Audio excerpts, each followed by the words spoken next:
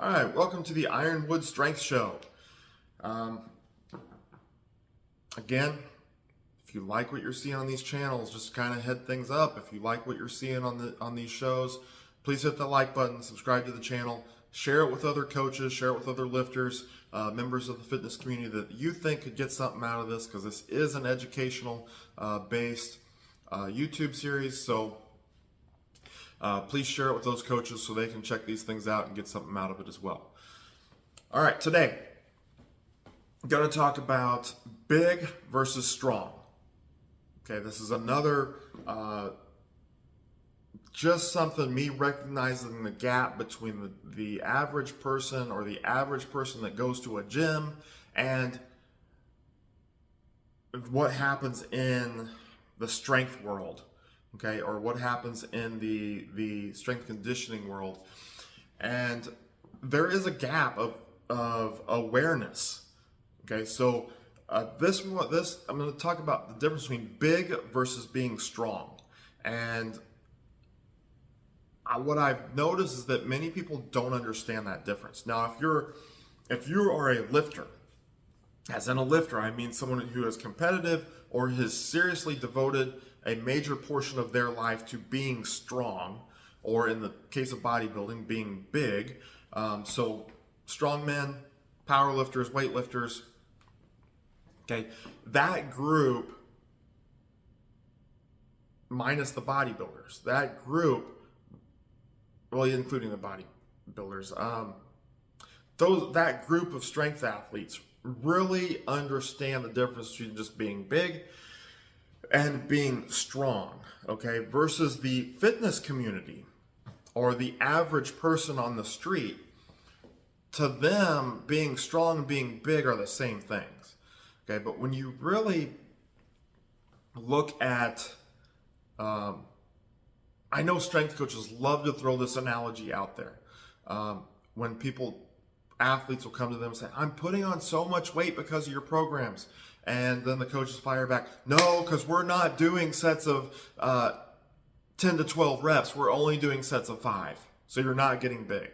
Well, that's only partially true. And I've kind of debunked that in my episode talking about hypertrophy, which was episode 16, I believe, titled Hypertrophy Explained, that there are different types of hypertrophy, but we won't dig into that here. So, but their point is that strength coaches, their point is that they are training athletes more to gain strength versus gaining size. And lifters also know this, because there's times weightlifters really focus the majority of their training on becoming stronger and more explosive. Power lifters do the same, but have a little bit more emphasis on the size aspect. And strong men kind of hit all around the board. Bodybuilders, however, really train to be big, and that's generally who we think of when we're thinking about big people, is those magazine cover bodybuilders, just chiseled, very massive, wide shoulders, huge pecs, huge arms, biceps. That's what we think of a lot of times when we think big. Okay, but understand, there's a difference between how you train and what you get out of that training. So if you are solely focused on being strong, your reps and your sets and maybe your total volume is going to be much lower, and you're primarily going to achieve strength versus building size. Where if your goal is to become big, then you're going to have a very high volume of training, a lot of reps, a lot of number of sets per body part.